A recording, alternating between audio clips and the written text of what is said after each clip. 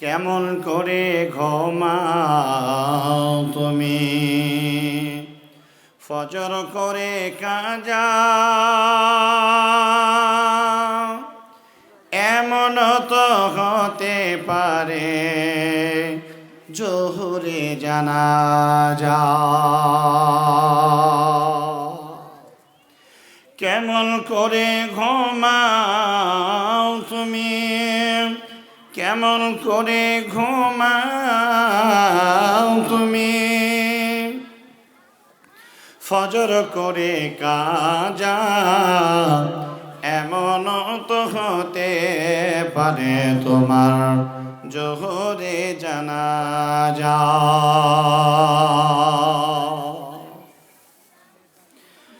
মুসলিম হয় না জন্ম নিলে মুসলমানের ঘরে, কাফের মুমিন তফাতটা হয় সালাতের পরে। মুসলিম হয় না জন্ম নিলে মুসলমানের ঘরে, কাফের মুমিন তফাতটা হয় সালাতের পরে। এই জীবনে সালাত যেন না হয় কফু কাজা, এমন তো হতে পারে তোমার আসরে জানাজা। কেমন করে ঘুমাও তুমি, ফজর করে কাজা, এমন তো হতে পারে তোমার জোহরে জানাজা। বেনামাজির লাশ কবরেতে রাখবে রে যখন, মাটির চাপে পাঁজরের হাড় ভাঙবে রে তখন। বেনামাজির লাশ কবরেতে রাখবে রে যখন, মাটির চাপে পাঁজরের হাড় ভাঙবে রে তখন। বিষাক্ত ওই সাপের ছবল, বিষাক্ত ওই সাপের ছবল, বেনামাজের সাজা, এমন তো হতে পারে তোমার আসরে জানাজা। কেমন করে ঘুমাও তুমি, ফজর করে কাজা, এমন তো হতে পারে তোমার জোহরে জানাজা। বেনামাজি পাবে না হাই নবীর শাফায়াত, দোজখের আযাব শুধু আঘাত আঘাত। বেনামাজিরা পাবে না বেনামাজিরা পাবে না পরকালে যা যা, এমন তো হতে পারে তোমার মাগরিবে জানাজা। কেমন করে ঘুমাও তুমি, ফজর করে কাজা, এমন তো হতে পারে তোমার ইশারে জানাজা। লিল্লাহি তাকবীর, নারে তাকবীর। সদরে জলসা সম্মানিত আজকের সভার মহামান্য যোগ্যতম সুধী সভাপতি মহাশয় ও এই সদরে জলসার স্বনামধন্য উস্তাজুল মুকাররম সুধী নাইবে সভাপতি মহাশয়, আগত বহিরাগত, ইন্নাস সালাতি ওয়া নুসুকি ওয়া মাহইয়ায়া ওয়া মামাতি লিল্লাহি রাব্বিল আলামিন। আল্লাহ তাবারক ওয়া তাআলা তিনি বলে দিয়েছেন, ও নবী মুহাম্মদ আপনি বলে দেন আমার নামাজ আমার কুরবানি, আমার হায়াতে জিন্দেগি এবং আমার দুনিয়া থেকে ট্রান্সফার হওয়া, অর্থাৎ পৃথিবী ছেড়ে চলে যাওয়া, সবটাই হবে আল্লাহ তাবারাক ওয়া তাআলার জন্য। জোরে বলেন ইনশাআল্লাহ। পৃথিবীর মাটিতে এই ধরনের মানসিকতার মানুষ আপনি আমি হতে পারি না। আপনি আপনার নিজের স্বার্থের জন্য পৃথিবীতে এসেছেন। একজন মানুষের সঙ্গে যখন বন্ধুত্ব বানাবেন, বন্ধুত্বটা যেন আল্লাহর জন্য হয়। একজন মানুষের সঙ্গে যখন বন্ধুত্বটা বিচ্ছিন্ন করবেন, সেটাও যেন আল্লাহর জন্য হয়। বিশ্ব বরেণ্য নেতা জনাবে রাসূলুল্লাহ সাল্লাল্লাহু আলাইহি ওয়াসাল্লাম তিনি বলে দিয়েছেন, হুব্বু ফিল্লাহি বুগযু ফিল্লাহ। আল্লাহর জন্য ভালোবাসা, আল্লাহর জন্য দুশমনি। ও আমার আজকের এক ডালিয়ার নারী পুরুষ যারা এসেছেন, আমি প্রত্যেকের কাছেই বলতে চাই, আপনি যদি মুসলমান হন, সর্বপ্রথম আপনার লক্ষ্য উদ্দেশ্য হবে আল্লাহ সন্তুষ্টি। এরা কোন ধরনের হবে? এদের চরিত্র কেমন হবে? ও মা, আপনার বৈশিষ্ট্যটা কেমন হবে আপনি একটু শুনে নেন। এত পরিচিত আয়াত, এত মাশহুর আলোচনা প্রত্যেকেই শুনেছি একবার, হৃদয়ের কান দিয়ে আমরা সেটা ভাবি নাই। মহান আল্লাহ তাবারাক ওয়া তাআলা বলছেন, কামা মাররা ফিল কোরআন সূরা, আল্লাহ তাবারাক ওয়া তাআলা বলছেন সূরা আল আনফাল সূরা নাম্বার 8 আয়াত নাম্বার 2। বাপজি রে, মা রে, যারা কোরআন পড়তে জানো, যারা কোরআন পড়তে জানেন, তারা কোরআনের অনুবাদটা পড়েন। আল্লাহ বলছেন, সন্তুষ্ট অর্জন করনে ওয়ালাদা, কারা তোমরা শুনে নাও, এদের চরিত্র কেমন হবে তোমরা শুনে নাও। এরা হলো তারাই যারা আল্লাহ তাবারাক ওয়া তাআলার নাম যদি একবার শুনে নেয়, আল্লাহর জিকির যদি শুনে নেয়, এদের হৃদয়টা থরথর থরথর করে কাঁপবে। মা গো, তুমি যদি কোরআনের বয়ান, জাহান্নামের বর্ণনা, কবরের আযাবের শাস্তির কথা, আল্লাহ তাবারাক ওয়া তাআলার নাম বয়ান যদি শোনো, আর এটা শোনার পরে তোমার হৃদয় যদি ভয়ে সন্ত্রস্ত না হয়, তোমার ভিতরটা যদি একবার কেঁপে না ওঠে, তাহলে জেনে রাখবে তোমার ভিতরে সরষার দানা পর্যন্ত কোনো ঈমান নাই। আল্লাহ তাবারাক ওয়া তাআলা বলছেন, জেনে রাখো, যারা মুমিন, যারা মুসলমান, যারা আল্লাহর কাছে নিজের হাসি, নিজের কান্না, নিজের দুঃখ বেদনা সবটাই যারা সমর্পণ করে দিয়েছ, তারা কারা একটা বার শুনে নাও। আল্লাহ তাবারাক ওয়া তাআলা তিনি বলছেন, ইন্নামাল মুমিনুনা আল্লাযীনা ইযা যুকিরাল্লাহ ওয়াজিলাত কুলুবুহুম ওয়া ইযা তুলিয়াত আলাইহিম আয়াতুহু যাদাতুহুম ঈমানা ওয়া আলা রাব্বিহিম ইয়াতাওয়াক্কালুন। এরা কারা? এদের কাছে আল্লাহর বয়ান হলে এদের হৃদয় কাঁপবে, কথা ঠিক। কিন্তু এই কালামুল্লাহ, দি গ্রেট আসমানি কিতাব, এই কোরআন যখন তেলাওয়াত হয়, তখন মুমিন, মুমিনা, মুসলমান, মুসলিমা, মুত্তাকিন, মুত্তাকুন, মুফলিহিন, মুফলিহুন, সমস্ত সালেহিন শ্রেণীর মানুষেরা আল্লাহর সন্তুষ্ট অর্জন করার জন্য যারা পার্থিব জগতে যারা বিচরণ করছে, শুনে রাখো, তাদের হৃদয়ের ঈমান এত ফেপে যাবে, এত লম্বা হবে, এত বড় হয়ে যাবে, আল্লাহ তাবারাক ওয়া তাআলার প্রকৃত বান্দা তার প্রমাণ হবে যে কোরআনুল কারীম বিশ্ব নবীর হাদিস। কোরআনের তাফসীর হলো হাদিস, কোরআন হলো ওহিয়ে মাতলুব, আর হাদিস হলো ওহিয়ে গैर মাতলুব। এই কোরআনের ব্যাখ্যা হলো হাদিস।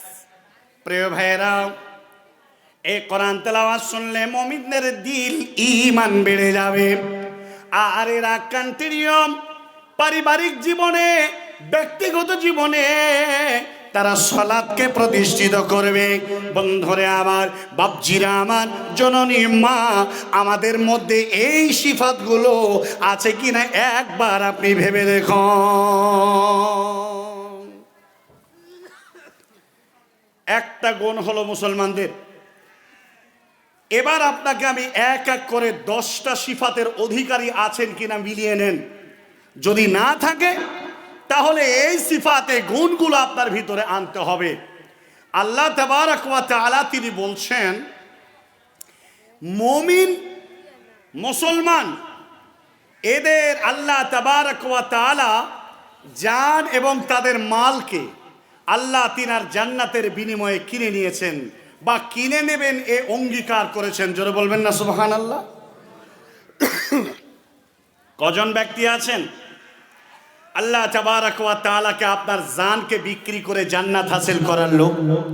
কজন আপনারা আছেন যে আপনার মালকে আল্লাহর রাস্তায় সম্পূর্ণ ডোনেট করে দিয়ে আল্লাহর সন্তুষ্টি অর্জন করে নেওয়ার জন্য কে আছেন যে তার জন্য আল্লাহ তাবারক ওয়া তাআলা আপনাকে বিনিময় দিবে জান্নাত? এরা কারা? এই শ্রেণীর মানুষের বৈশিষ্ট্য কি? কেমন করে এরা দেবে? আর যারা তাদের জান এবং মাল কাদের আল্লাহ কিনে নেবেন? পবিত্র কোরআন সূরা তওবা আয়াত নাম্বার 111। ভালো করে শুনুন, খুব কর্ণপাত করে শুনেন। আল্লাহ তাবারক ওয়া তাআলা তিনি বলছেন, বিসমিল্লাহির রহমানির রহিম, ইন্নাল্লাহা আশতারা মিনাল মুমিনিনা أنفسهم وأموالهم بأن لهم الجنة يقاتلون في سبيل الله فيقتلون ويقتلون وعدا عليه حقا في التوراة والإنجيل والقرآن। এ আমার একডালিয়া অত্র এলাকার মানুষেরা, জননী মায়েরা, ভাই ও বাবা জীবনেরা, আল্লাহ বলছেন নিশ্চয়ই মুমিনদের জানমালকে আল্লাহ তাবারক ওয়া তাআলা জান্নাতের বিনিময়ে খরিদ করে নেবে। কাদের মতো লোকদের জানমালকে কিনবে? আল্লাহ বলছেন এরা হলো তারাই যারা আল্লাহর রাস্তায় জিহাদ করবে, আল্লাহর রাস্তায় তারা প্রতিবাদ করবে। কুরআনুল কারীম মুসলমানদের ধর্মগ্রন্থ নয়, এটা সারা পৃথিবীর মানুষের ধর্মগ্রন্থ। এই কোরআনকে যারা ভালোবাসে তারা আল্লাহর প্রেমিক। বন্ধুরে, এই কোরআনকে যদি কেউ একবার পৃথিবীর মাটি থেকে মিটিয়ে দেয়, আপনি যদি ঘরে বসে থাকেন, আপনি যদি তার প্রতিবাদ করেন, তাহলে আল্লাহর বান্দা হতে পারলেন না, আল্লাহর মাহবুব হতে পারলেন না। আল্লাহ তাবারক ওয়া তাআলা তিনি বলছেন ওরা এই কোরআনের হেফাজত করবে, দ্বীনকে হেফাজত করবে। এটা প্রতিষ্ঠিত করণের জন্য তারা লড়াই করবে, আর লড়াই করতে গিয়ে তারা মরবে এবং তারা মারবে। বন্ধুরে আমার, এমন লোকের সংখ্যা দূরবীন দিয়ে দেখতে হবে। আল্লাহ তাবারক ওয়া তাআলা ভারতবাসীর মুসলমান, আজকে আমরা যারা এখানে এসেছি, একটা কথা আপনি বলুন, হককে প্রতিষ্ঠিত করার জন্য আপনার মন মেজাজ কতটা? এই ব্যাপারে হযরতে আবু হুরায়রা হাদিস বলেছেন, বিশ্বনবী বলছেন ওই লোকেদের মরণ হলো মুনাফিকের হালাতে যারা আল্লাহর রাস্তায় জিহাদের বাসনা রাখলো না, আল্লাহর রাস্তায় প্রতিবাদের চেতনা রাখলো না, যারা অন্যায়কে অন্যায় প্রতিবাদ করতে হবে পারছি না করতে, মাহল নাই, এ কথা ঠিক, কিন্তু এটা বলে তারা করে নাই। বন্ধুরে, আল্লাহ তাবারক ওয়া তাআলা তিনি বলে দিয়েছেন এই সমস্ত লোকেরা, এদের ব্যাপারে আল্লাহ তাবারক ওয়া তাআলা বলছেন যারা প্রতিবাদ মানে করবে না, যারা আল্লাহর রাস্তায় জিহাদের বাসনা রাখবে না, আর যদি তাদের মরণ হয়ে যায়, আল্লাহর নবী বললেন ওই লোকটি মুনাফিকের হালাতে মারা গেল। মাঝে একটা কথা ব্রেক করে নি। কোরআন মুসলমান যারা ঈমান এনেছে তাদের কলেজের স্পন্দন, কথা ঠিক কিনা? কোরআনুল কারীমকে সারা পৃথিবীতে মিটিয়ে দেওয়ার জন্যে বাতিল শক্তি শ্রেণীর লোকেরা আজ উঠে পড়ে লেগে আছে, এমনকি ভারতবর্ষের মাটিতেও। এই কোরআনুল কারীম একবার যদি তেলাওয়াত হয়, আল্লাহ রাব্বুল আলামিন আপনাদেরকে কবুল করেছেন, আপনারা কোরআনকে ভালোবাসেন, হাদিসকে ভালোবাসেন। আরে তাই তো আপনারা এতক্ষণ ধৈর্য ধরে বসে আছেন। এই কোরআনুল কারীম যদি আমাদের কাছ থেকে এখন ছিনিয়ে নিয়ে কেউ যদি ছিঁড়ে, নর্তকীরা যদি মদ্যপান করে, মদ ঢেলে, প্রস্রাব পায়খানা করে যদি এই কোরআনের ওপরে যদি কেউ নাচে, আমরা কি বরদাস্ত করব? কখনো বরদাস্ত করব না। রাসূল করিম সাল্লাল্লাহু আলাইহি ওয়াসাল্লাম কোরআনুল কারীম যখন তেলাওয়াত করতেন, আবু জাহাল, আবু লাহাব, উতবা, শাইবা, শুবা, মুগীরা এরাও পর্যন্ত সেই কুরাইশের জাহালাতের জামানায় এত বেয়াদবি করেছিল, এত বাজে বিহাব করেছিল রসুলের সঙ্গে, কিন্তু রসুলকে তারা অন্তর দিয়ে তার কার্যকলাপকে খুবই পছন্দ করত। তারাই নাম দিয়েছিল শৈশবকালে মুহাম্মদ সাল্লাল্লাহু আলাইহি ওয়াসাল্লামের আল আমিন। তো এই কোরআন যদি একটা ভালো ললিত কণ্ঠে একটা কারি সাহেব যদি তেলাওয়াত করে, আমাদের হৃদয়ের খোরাক, হৃদয়ের খাবার হিসাবে আমরা গ্রহণ করি না? করি না? জোরে বলেন, করি। এই কোরআনুল কারীমকে মিটিয়ে দেওয়ার জন্য ভারতবর্ষে অনেক চক্রান্ত চলছে, সারা ওয়ার্ল্ডে চলছে। আজকে গাজায় লক্ষ লক্ষ উত্তরসূরি শাহাবাদের বংশ পরিবার, তারা যারা শহীদ হচ্ছে, তারা সকলেই শাহাবাদের উত্তরসূরি, এটাই প্রমাণ হয়েছে। আজকে আমরা অনেক সুখে আছি, আজকে আমাদের কোনো চিন্তা নেই। আহারে, গাজার মুসলমানেরা, ফিলিস্তিনের মুসলমানেরা, প্রতিদিন তাদেরকে 1 লিটার করে জল দেওয়া হয়। এই 1 লিটার জলে তাদেরকে 24 ঘন্টা ব্যবহার করতে হবে। খাও, টয়লেট করো, গোসল করো, অজু করো, আর যাই করো, তোমার জন্য নির্ধারিত মাত্র 1 লিটার জল। আহা, আমি কাবার প্লেটে, আল্লাহ আমাকে বছরে কয়েকবার বাইতুল্লাহ কাবা পরিদর্শন করেন। আমি কাবার প্লেটে একজন ব্যক্তির সঙ্গে আমার সাক্ষাৎ হলো। আমি তাকে জিজ্ঞাসা করলাম, সালাম আলাইকুম। উনি বলছেন, ওয়া আলাইকুম আসসালাম। আমি বললাম, কেফাল, কেমন আছেন? উনি বলছেন, আলহামদুলিল্লাহ আলা বিকুল্লি হাল। আমি বললাম, মা ইসমুক, আপনার নাম কি? উনি তার নাম জানালেন। আমি বললাম, ফেনজিত, আপনি কোথা থেকে এসেছেন? আমাকে বললো, জি তো মিনাল ফিলিস্তিন। আমি তো খুব হৃদয়ের দরওয়াজা খুলে দিয়ে তার সাথে কথা বলতেছিলাম। আমাকে জিজ্ঞাসা করলো, কাফাল? আলহামদুলিল্লাহ আলা বিকুল্লি হাল। ওয়াইন আনতা, আপনি কোথা থেকে এসেছেন? ফেন আনতা, আপনি কোথা থেকে এসেছেন? আসলে তাদের আঞ্চলিক লুহাল মাহাল্লি, আঞ্চলিক ভাষা হলো আরবিক, আর আঞ্চলিক ভাষাতে আরবি বলে। যদিও আরবিটার সাধু ভাষা হলো যে ফাআইনাল জিতু, আপনি কোথা থেকে এসেছেন? তারা শর্টকাট বলছে ফেন ফেন ফেন জিত, আপনি কোথা থেকে এসেছেন? আমি বললাম, জি তো মিনাল হিন্দ, আমি ইন্ডিয়া থেকে এসেছি। অনেক কথা হলো, গল্প হলো। আমি তাদের ফিলিস্তিনের হালাত জানতে চাইলাম। যে কথাটা বলতেছিলাম, আমি বললাম, আপনারা কোন অবস্থায় বাস করছেন, কেমন হালাতে, আপনাদের কোনো রকমের কোনো সমস্যা নেই? তিনি বলছেন, আমরা কি হালাতে বাস করি জানেন? আপনারা কি হালাতে বাস করেন সেটা আপনি জানেন, আমি জানি না, তবে আমরা বাস করি এই হালাতে।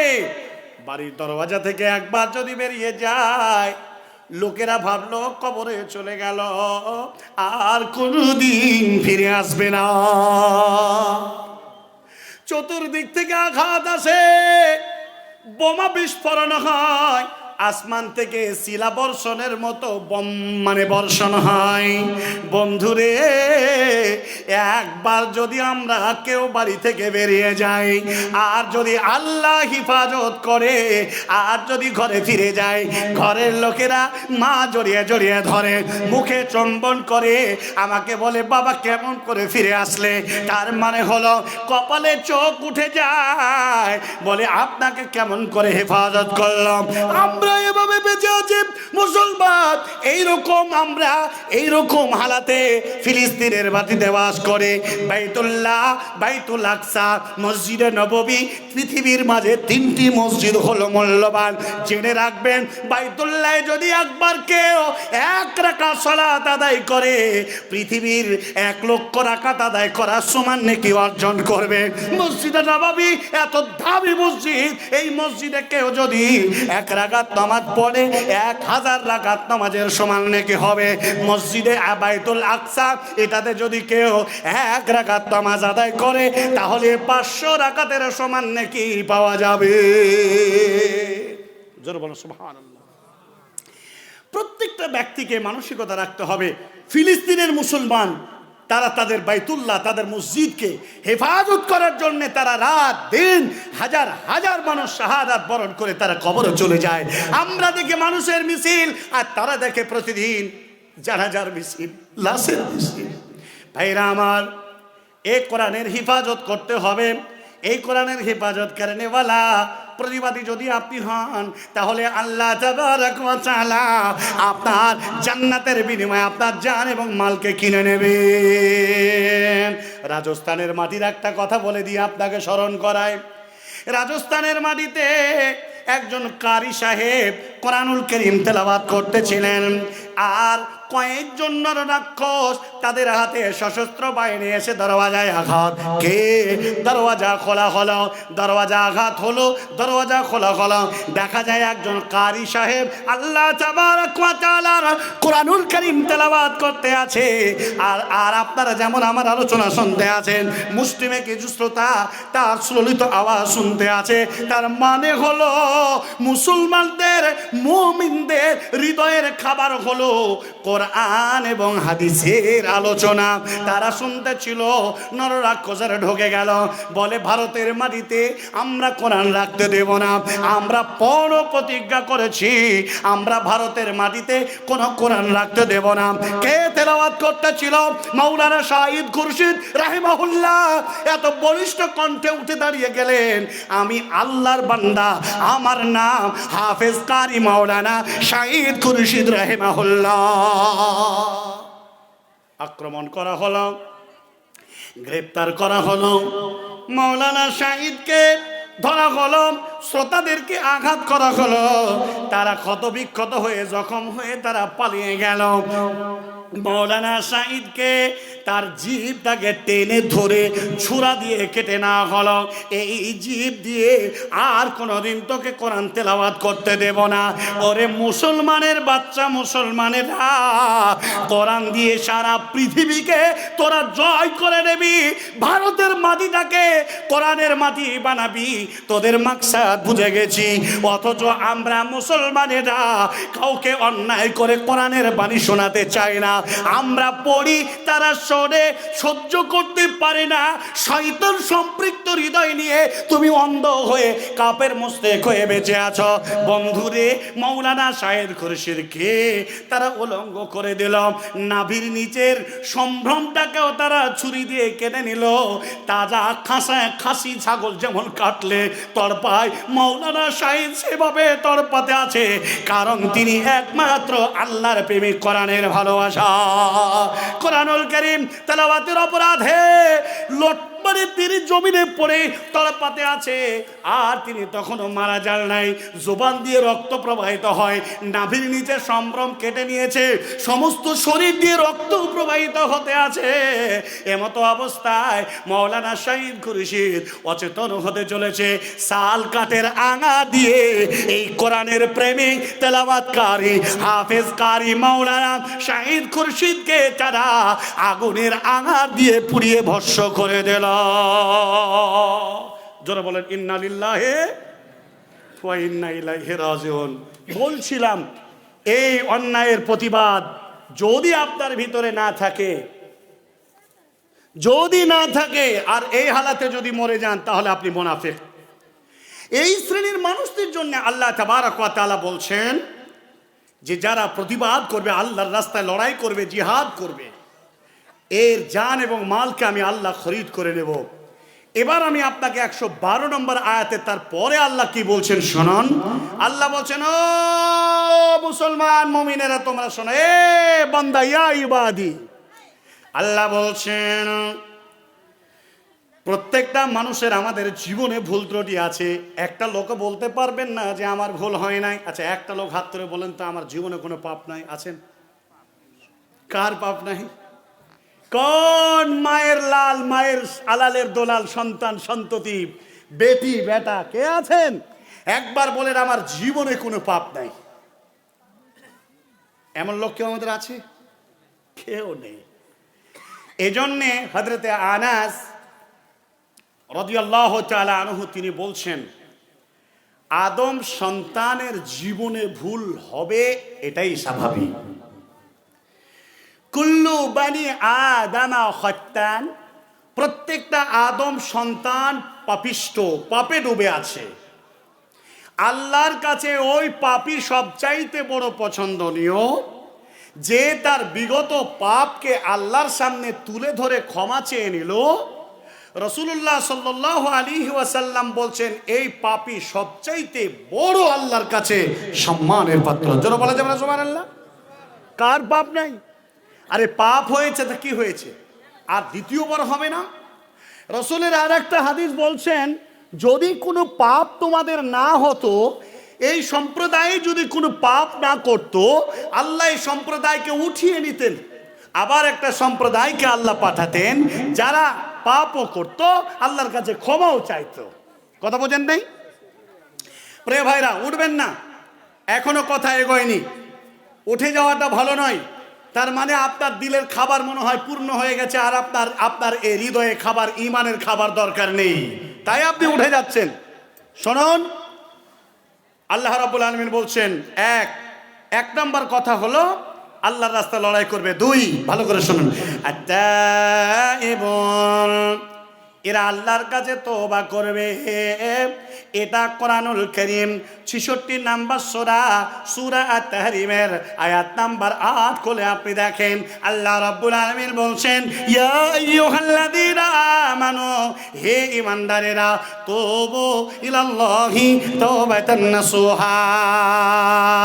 হে ঈমানদারেরা, তোমাদের ভুল হয়েছে, তোমাদের জেনা হয়েছে, তোমাদের খাতা হয়েছে, পাপ হয়েছে, আল্লাহর কাছে তোমরা ক্ষমা চেয়ে নাও, আল্লাহর কাছে তোমরা তওবা করো।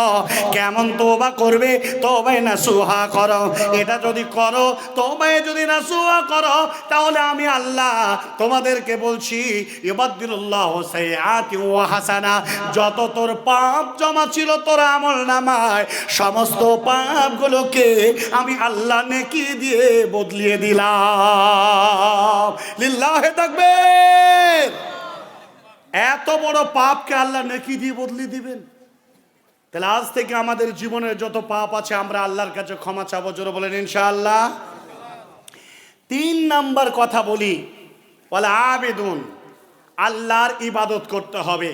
পৃথিবীতে আল্লাহর ইবাদত ছাড়া অন্য কারো ইবাদত করা যাবে না। আল্লাহ রাব্বুল আলামিন পবিত্র কোরআনুল কারীমের মধ্যে বলছেন, ওয়ামা খালাকতুল জিন্না ওয়াল ইনস ইল্লা লিয়াবুদুন, জিন আর ইনসানকে আল্লাহ সৃষ্টি করেছেন শুধু আল্লাহরই গোলামি করার জন্য। জোরে বলবেন আলহামদুলিল্লাহ। আচ্ছা, এরপরে আল্লাহ বলছেন হামিদুন, প্রশংসা করবেন কার? আল্লাহর। পৃথিবীতে কোন দাতা বাবা, ভণ্ড বাবা, শিকল বাবা, ধর্ম ব্যবসায়ী বাবার প্রশংসা করা যাবে? কোন মানুষের প্রশংসা করবেন এ কথা ঠিক, কিন্তু মানে রুবুবিয়তের দিক থেকে, উলুহিয়াতের দিক থেকে আল্লাহ তাবারক ওয়া তাআলারই প্রশংসা একমাত্র লায়েক কে? আল্লাহ তাবারক ওয়া তাআলা। আল্লাহ রাব্বুল আলামিন বলছেন, আস-সাইহুন, এই মুসলমানি মুমিনদের আরেকটা গুণ থাকবে যে তারা রমজানুল মুবারক মাসে তারা রোজা রাখবে। রোজা পৃথিবীর মাঝে সবচাইতে কংক্রিট একটি ইবাদত। পৃথিবীতে যত ইবাদত আছে সমস্ত ইবাদতের মূলে একটা দামি ইবাদত হলো রমজান মাসে রোজা রাখা। রাসূলুল্লাহ সাল্লাল্লাহু আলাইহি ওয়াসাল্লাম বলেছেন, রোজা রাখবে মুসলমানরা, রোজা রাখবে মুমিনেরা, তাহলে আল্লাহ রাব্বুল আলামিন এই রোজাদারদেরকে তিনি নিজ হাতে তাদের এই রোজার সওয়াব, এই রোজার আজার, এই রোজার বদলা আল্লাহ তাবারক ওয়া তাআলা তিনি দান করবেন। ভাইরা আমার, বন্ধুরা আমার, রাসূলুল্লাহ সাল্লাল্লাহু আলাইহি ওয়াসাল্লাম রোজা রাখতেন প্রত্যেক মাসে 3টে, আরবি মাসে 13 এবং 14, 15। রাসূলুল্লাহ সাল্লাল্লাহু আলাইহি ওয়াসাল্লাম রোজা রাখতেন রমজান মাসের পরে শাওয়ালের 6টি রোজা রাসূলুল্লাহ সাল্লাল্লাহু আলাইহি ওয়াসাল্লাম রোজা রাখতেন। প্রত্যেক মানে সপ্তাহের সোমবার এবং বৃহস্পতিবার বিশ্বনবী রোজা রাখতেন। আরবিক মাসের মুহররমের 9 এবং 10 রাখার অনুমতি বিশ্বনবী একটি রোজা রেখে গেছেন। রাসূলুল্লাহ সাল্লাল্লাহু আলাইহি ওয়াসাল্লাম রমজান মাস আসার আগে শাবান মাসে তিনি 15টি রোজা রাখতেন। তার মানে হলো রমজানের প্র্যাকটিসের জন্য রাসূল রোজা রাখতেন। এর তাৎপর্য, এর মাহাত্ম্য শুনুন কি বলছেন দেখেন। ইসলামের ওই সওদা নিয়ে আসলো ধরায় রমজান, ভোরের আগে নিয়াত বাঁধো, ভুল করো না মুসলমান। একটি মাসে রাখলে রোজা মা পাবে তার পাপের বোঝা, একটি মাসে রাখলে রোজা মা পাবে তার পাপের বোঝা। মাসম শেষর মতো খোদা করবেন তোমায় জীবন দান, ভোরের আগে দিয়া বাঁধো, ভুল করো না মুসলমান। ইসলামের ওই সওদা দিয়ে আসলো ধরায় রমজান, ভোরের আগে দিয়া বাঁধো, ভুল করো না মুসলমান। রোজাদারের দুটি খুশি, একটি খুশি ইফতার, অপরটি খুশি খোদার দিদার রোজা হাসরের প্রান্তরে। ইসলামের ওই সওদা নিয়ে আসলো ধরায় রমজান, ভোরের আগে নিয়াত বাঁধো, ভুল করো না মুসলমান। আল্লাহ তাবারক ওয়া তাআলা বলছেন, যাদের জান এবং মালকে আমি আল্লাহ কিনে নেব, তারা রমজানুল মুবারক মাসে তারা রোজা রাখবে। ও মুসলমান, আল্লাহ তারপরে বলছেন পৃথিবীর কারো কাছে মাথা ঝুঁকানো যাবে না, একমাত্র মাথা ঝুঁকাবেন কার কাছে? আল্লাহর কাছে। বাংলাদেশে দেখা যায়, ইন্ডিয়াতেও কোনো বাড়িতে দেখা যায়, শ্বশুর বাড়িতে বৌমা যদি আসে শাশুড়ির পা ছুঁয়ে মাথা ঝুঁকায় নেয় কি নেয় না? শ্বশুরের পা ঝুঁকায় দিয়ে মাথা ঝুঁকায় পায়ে প্রণাম করে নেয়। আবার আপনি যদি এটা না দেখেন তাহলে আপনি দেখবেন, ও মুসলমান নেতা তুমি শুনে নাও, তুমি বড় লিডার হয়েছ, সিপিএম করো, টিএমসি করো, ফরওয়ার্ড ব্লক করো, বিজেপি করো, রিজিস করো, যাই যে করো না কেন, তুমি করো কি? তোমার কোনো কর্মী যদি মারা যায়, তোমার যদি কোনো নেতা মারা যায়, ফুলের তোড়া নিয়ে গিয়ে জোড়া হাত করে তার কাছে মাথা নত করো। এর নাম হলো রুকু। এটা করা যাবে না, একমাত্র করতে হবে কার কাছে? আল্লাহ তাবারক ওয়া তাআলার কাছে। এরপরে আল্লাহ বললেন আস-সাজিদুন, পৃথিবীতে সেজদা করবেন কার কাছে? আল্লাহর কাছে। আচ্ছা নিচ্ছি ইনশাআল্লাহ। আল্লাহর কাছে সিজদা, সিজদা ছাড়া অন্য কোনো উপায় না। ও মুসলমান, এই গুণে গুণান্বিত হতে হবে আপনাকে।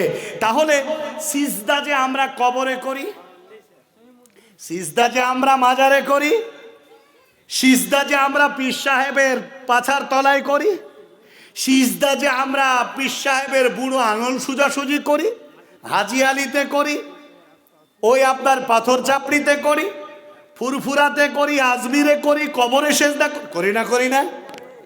আল্লাহু আকবার। এরা পরিপূর্ণ এই ধর্ম ব্যবসায়ীরা এ সমস্ত মানুষদেরকে অন্ধ করে দিয়েছে। প্রিয় ভাই সকল, যত ধর্ম ব্যবসায়ী আছে এরা কবর মাজার যারা তৈরি করে, আল্লাহ জানে ওর কবরে কুকুর শুয়ে আছে না মানুষ শুয়ে আছে, এও সেই জানে। একজন লোক পীর সাহেবের মুরিদ ছিল, তোর পীর বাবার কবর ছিল ওর পীরে, ও যার কাছে মুরিদ, আর ইনি যার কাছে মুরিদ হয়েছে তিনি তো মারা যান নাই। তো তিনি তার উস্তাদের, তার পীরের কবরকে উনি পূজা করতেন আর ইনকাম করতেন। এখন এ পীর সাহেব মারা গেল, ওর বহু ভক্ত তার কবরকে ভাগ করে নিল। এখন এই বেটা কি নিয়ে পূজা করবে? এজন্যে তার সাধের একটা ভালো ঘোড়া ছিল, ঘোড়াটা হঠাৎ মারা গেল, ঘোড়াটাকে কবর দিল, বড় করে মাজার তৈরি করলো, নাম দিল হযরত শাহ ঘোড়া শাহ রহমতুল্লাহ আলাইহি। আর সেই কবরে ওরস করলো, এ করলো, সে করলো। এজন্য বলে থাকি ওরে ও পাগলা বাবা, ওই আমার ভণ্ড বাবা, ওই আমার খাজা বাবা, রোজ হাসরে দেখবে তোমার কোন বাবা।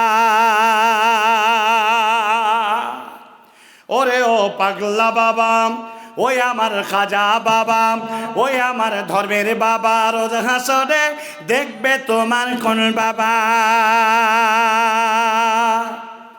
নামাজের ওই ধার ধারি না, কোরআনের ওই ধার ধারি না, মাজারেতে গাঁজা খায়, লম্বা লম্বা চুল রেখেছি শিকল পোনা সারা গায়, মুচি ডেকেছে ঠোঁট, মুচি ডেকেছে ঠোঁট, চিনা যায় না কি কারবার। ওরে ও ভণ্ড বাবা, ওই আমার খাজা বাবা, ওই আমার ধর্মের বাবা, এর হাসরে দেখবে তোমার কোন বাবা। যত মাজার তত বাবা, বাবা হলো বেসুমার, রেল লাইনে নাই রে মাজার, বাস লাইনে সব মাজার।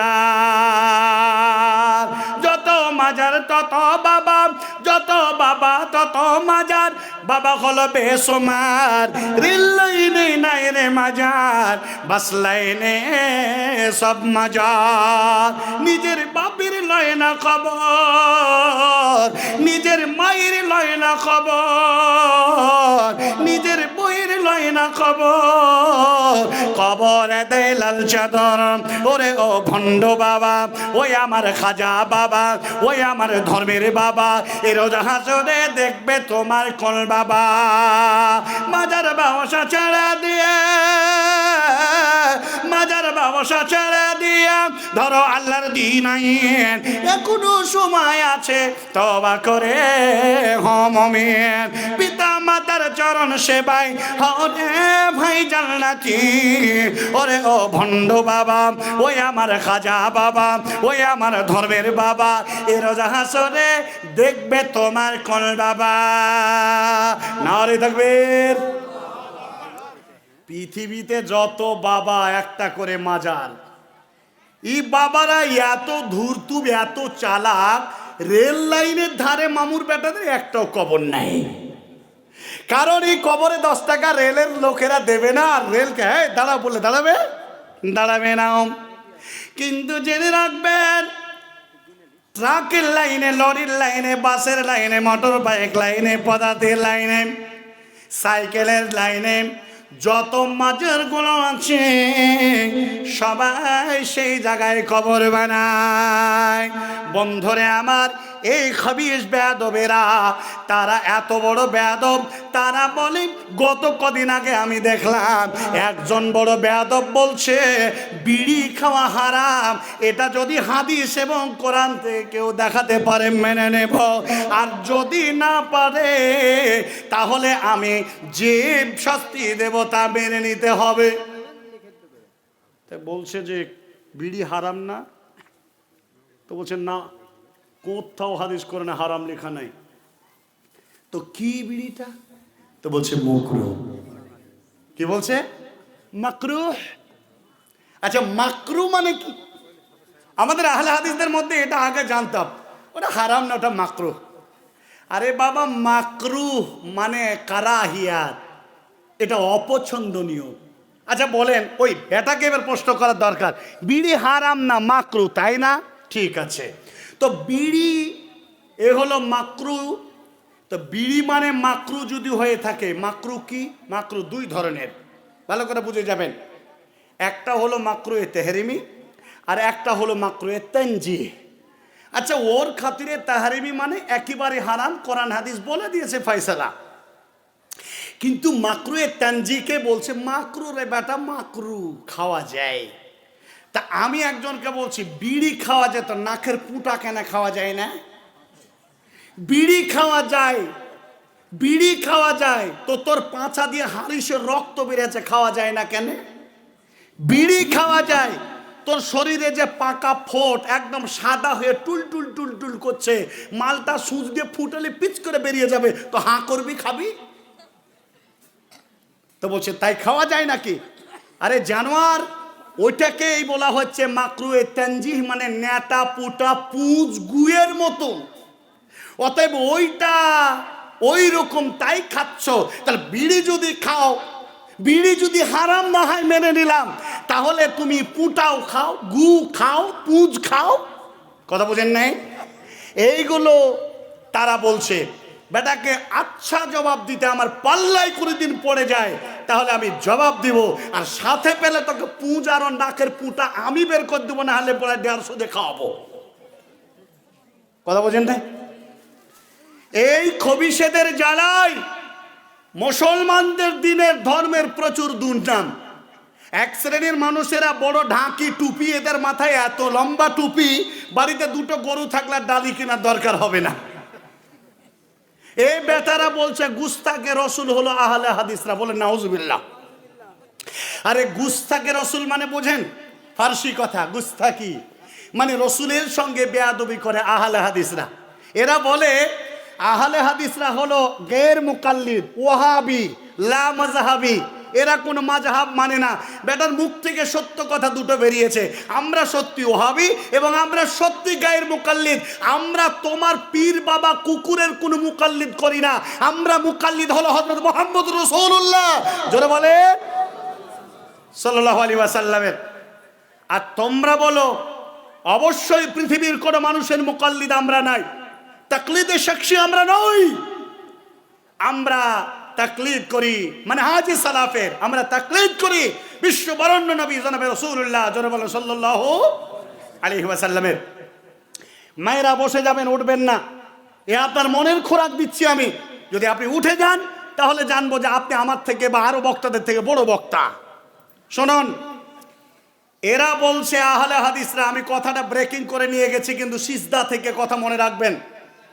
এরা বলছে আহলে হাদিসরা হলো রসুলকে বেয়াদবি করে রসুলের শানে দাঁড়ায় না।